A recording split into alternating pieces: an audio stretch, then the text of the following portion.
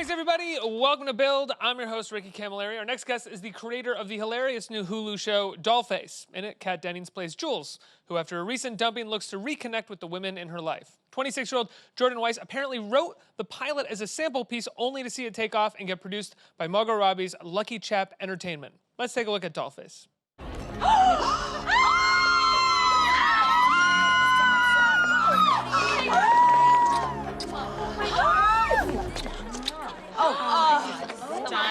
This is crazy. I didn't realize you all knew each other. What do you mean? We just met. Oh. Well, the event looks great, guys. Right? I'm obsessed with the planner we hired for this decor. I want her to do my wedding when Anthony from Queer Eye finally realizes he needs to be straight for me. Everybody, please welcome Jordan Weiss. Let's hear it. Hey. Thanks for having me. Thanks for being here. Thanks for making a show. Look at this poster. Look at these beautiful ladies. And this very tiny gentleman. As it should be. As it should Men be. have had their reign for too long. Make us tiny in the poster. Absolutely. Unless you're talking about the Irishman, then it's okay. How did this happen? I mean, I heard the story that you wrote this as a sample, and then all of a sudden it just took off. Yeah, I recommend getting struck by lightning. It's really good.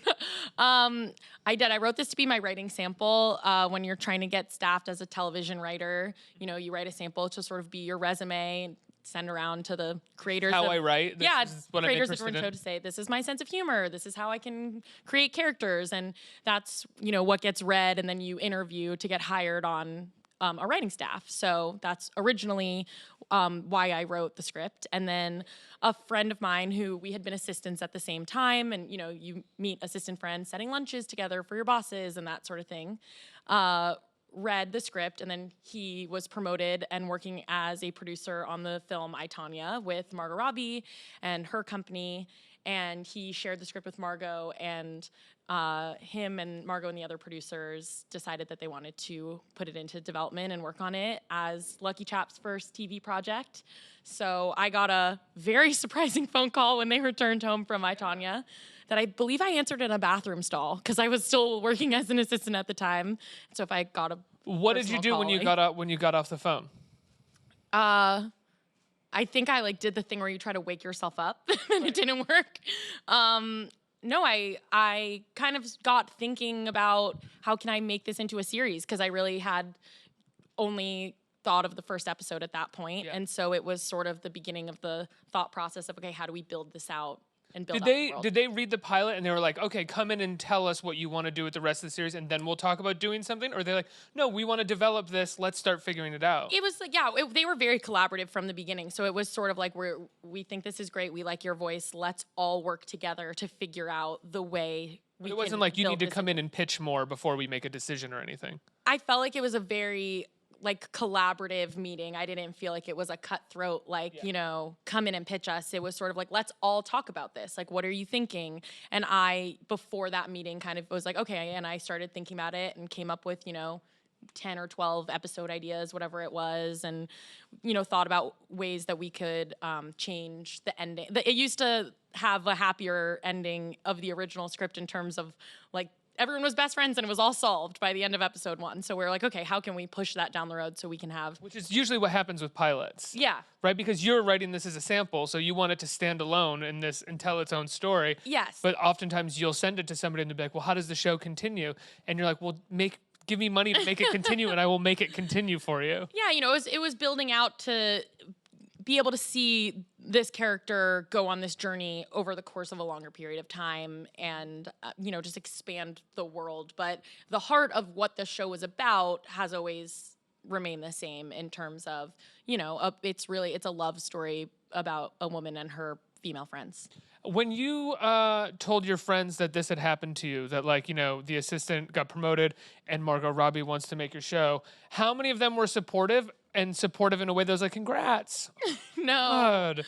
I mean, I'm lucky to have an amazing group of girlfriends. I think this is definitely based on an earlier time of my life when I was trying to put myself out there more in female friendships. But, you know, fast forward 5 years, I have a great group of girlfriends. And so I was lucky that my friends were really really supportive and happy for me, and I feel like they're my biggest cheerleaders. It's a really hard thing to do, and there's a moment in episode 2 that I really love. That as a man who's tried to like at certain points find more male friendships or It's like hard to make friendships in friends as general. an adult. Yeah, that moment where she shows up to brunch basically and apologizes because she feels like she's tagging along and sort of needs other people to be like, no, we wanted you here. Yeah. Because there is that general feeling of like when you go to somebody else's brunch or what feels like somebody else's brunch, that feeling of like, well, they hang out all the time and now I'm just sort of here. Yes, and if you're like brought as a +1 to something, I feel like I have really had to like hone my skills of hitting on friends. Like I remember like How do you do it? I don't know, I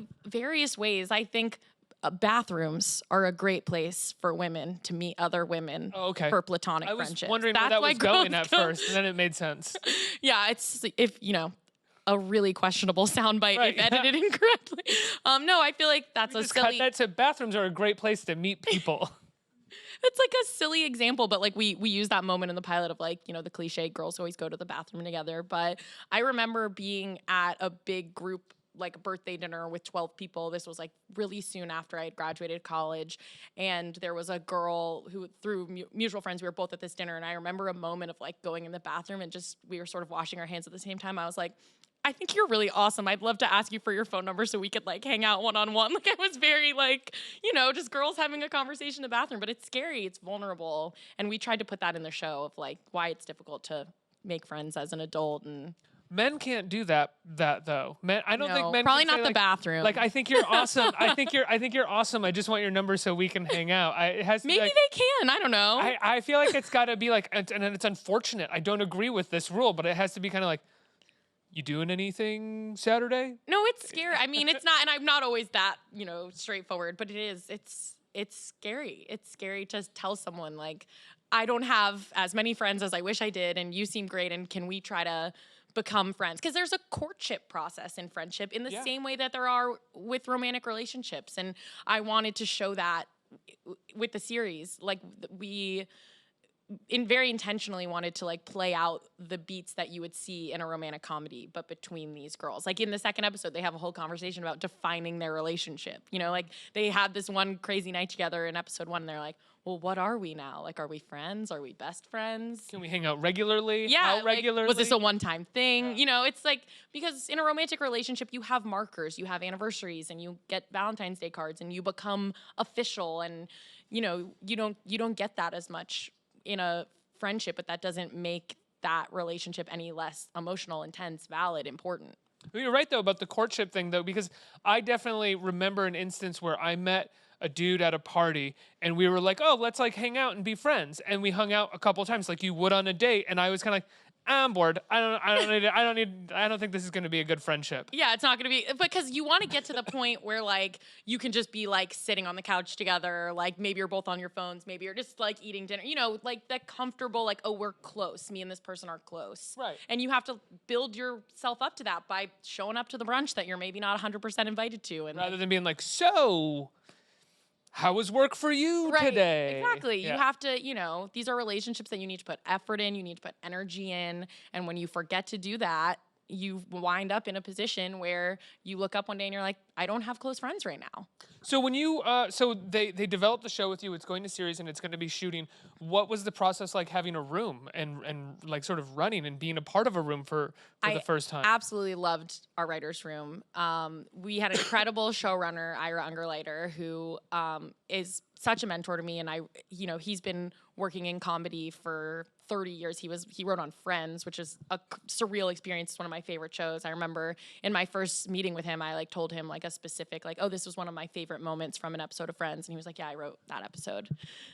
So, it was like getting to, go to work every day with someone I think so highly of, and watching the way that he would run the room and, at times get to learn from him. And how do you manage that? Because it's your show in a way, it's your creation, but he is the showrunner in a lot of ways, so you have to defer a little bit in terms of the process and how it's going to TV is run. such a collaborative medium. I think if you're not someone who loves to collaborate with other people, then like, it's not a good space for you to work in. So I love I would much rather be in a room of people sharing ideas and making something better from a huge group of perspectives than like alone in my room writing a movie. I go stir crazy a little. But when you're in a room, like there's maybe this is too in the weeds, but like you have a showrunner, and then you have you, the creator. Is that essentially the two of you are sharing the same brain in terms of what's going to happen in the episodes? Totally. And I think we're bringing different perspectives to it. I think that obviously a lot of the show is based on my life experience, and I am the age of the characters in the show, and I'm living a lot of the experiences. So, and then Ira on the other side has like, comedy structure and putting together a season of television from like a technical standpoint, like the back of his hand. So, I think our roles sort of fell naturally into like what we were each bringing to the project. Kat Dennings shows up. She's great in the show, but do you say to her, "Okay, you're me. Just be"? No, not at all. I mean, the show is the sample that I wrote started off being, loosely based on my life, but I feel like when I watch what we made, it feels like it is based on 100 people who worked on this show. Like Kat was involved from day zero. She's a really incredibly talented performer, but she's also a really amazing producer. And she, was in the room with Margot and I when we pitched the show. And so I see so much of her and her own story in the character. I see so much of our writing staff, our producers. I really do feel like the show only got stronger and more relatable as it became sort of collectively based on the lives of everyone who worked on it. And that said, even if it was initially loosely based off of your life, once you start writing something, it has to adhere to a dramatic structure of some kind, which sort of always takes you away from what actually happened in your life, because life mostly doesn't happen in the form of dramatic structure. Yes, luckily. Sometimes when your life feels like a TV show or a movie, it's normally not a good thing. No, it's usually a terrible... It's like I just ran into my ex with his new girlfriend. I feel like this only happens in movies. Why did this happen to me? Or you're like, this is the shittiest day ever. Why have so many things happened? Yeah. Is this a bad movie? Am I in the Truman Show or something? I am happy to report that normally I think Jules' life is more dramatic than mine is. Talk about because I'm a man and there's a male character. Oh my God! Even what? though he's so small. As much as we should talk about only the female friendships, I like the depiction of this man because he's not necessarily a bad guy, but he's not also a great guy either. He's just sort of like this, sort of like low hum. Yeah, he's not meant to be a villain. I think that there are so many stories that we've seen about men where the female characters are not really given a ton of time to learn about their backstory and their wants and their perspectives on things. And I think it's okay for this to be in the reverse. I think it's okay that this is a story about this woman and her friends, and it's about her relationship with this man, but it's not about his character. Yeah. And I'm happy that we dedicated the real estate that we had in the show to be about Jules and about Stella and Madison and Izzy and their relationships. But talk about not making him a villain, because I do think lots of shows would have made him a villain or made the breakup more harsh or in some ways made it... I've been in a few long relationships not dissimilar to the one in the show, and normally when... at least in my experience, like my breakups haven't been like this big dramatic, like you cheated and we're screaming at each other and now this is over. It's sort of like you date someone for many years and sometimes you get comfortable and sometimes you fall out of love. And it's, I think it's just a little bit more of a grounded sort of realistic, like they met in their, early 20s. I imagine these characters had met probably towards the end of college, had gone to school together. And then you get to your mid or late 20s and you're just like, maybe we don't have as much in common anymore as we did. And I think, I don't know, if that felt more realistic to me than like a dramatic screaming fight. Like dating someone for 5 years, like, it's the drama has been a little bit sucked out of it at that point. Though I do love that he is smiling at her when he's breaking up with her in this weird way where he's kind of like, you're going to be fine. He's like out of there. But it's part of a dream sequence in a way. I think I know some, not just guys, but people where like, they're like, if I just say this in a positive way, maybe it'll be positive. And even though he's like kind of saying like, really negative stuff about her, I just, that's just was a type of character who's a bit oblivious that made me laugh in terms of a comedic character. When did you start thinking about the hallucinations? Magical realism? Yeah, the magical realisms that appear in the show. When did that come about? I think that it's a device that's a really fun way to get inside of a character's head and learn more about the way they see the world. I love other television shows and movies that have used it as a device. I'm a huge fan of Charlie Kaufman movies. I love the show Ally McBeal. Ally used to have these little fantasy pops. The dancing baby. The dancing baby, or like she would feel like she was drowning at work and the office would be filling up with water. Right. And so I think it's a really fun way to make a relatable story feel like something you haven't seen before. And I don't know, I'm a girl with an overactive imagination for sure. We have a question on Twitter. If we could pull that question up from Twitter. Cool. There it is. It's Jordan, what was your favorite part of making Dollface? My favorite part of making Dollface, there were so many incredible women who worked on the show, from the writer's room, directors. The first 8 names on the call sheet were women. And so I think it was just really cool to go on set every day and feel like I was like almost in a meta way, like living the themes of the show, of just this sort of like girl power environment that made going to work every day really fun. Right, it's much different than like maybe 10 years ago or even now. If you get a job in the staff of a writing show of a show and you show up and it's mostly men. We had a mostly female room, and yeah, it's fun. It's having written a show that's about female friendship. The actual real life friendships that have come out of it are really fun. Like one of my favorite bands in the world is Haim, and we use a lot of their music in the show. And I actually ended up meeting Esty, one of the girls in the band. Which one? Was she the bass player? Mm-hmm. Okay. Bass. Love that's Esty. right. And so we got to know each other when we were talking to them about using their music. And then I actually wrote her a cameo in the first episode. She plays a photographer in a scene with Shay Mitchell's character. Oh yeah. And her and I have become like real life friends from working on the show together. We were just talking to her about like going on a girls trip for New Year's. Like it's fun to see, putting energy into like, it's important to have female friends, and then getting to make friends from making a show like this, I think, is a fun full circle. Are you benefit. When you were writing this sample, are you like an everyday writer? Do you wake up? Do you write? How much are you? I wish I could tell you I was that person that like woke up early and was organized and like wrote a few hours every day, but I'm totally not. I unfortunately sometimes get ideas in the middle of the night. I'm like a little bit more of a mess when it comes to my writing schedule, but I do try to write every day. And on the days where I feel really tired and really like I just can't get pages out, I try to do something that makes me feel like if I'm like, I wrote a really funny joke and I tweeted it today, like that's something. Especially when I was working as an assistant, that's something that I would do, where I'm like, even if I write 140 characters of a joke, it's better than nothing, because it's hard to like come home from a full-time job and write at night and on the weekends. Yeah. We have a few questions in the audience. A couple questions. Who's a question? Right here. Hi.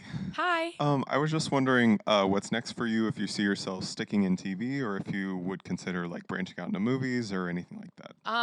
Yeah, I mean, I love writing in TV. I was lucky enough to get to write a movie for Elizabeth Banks' production company last year.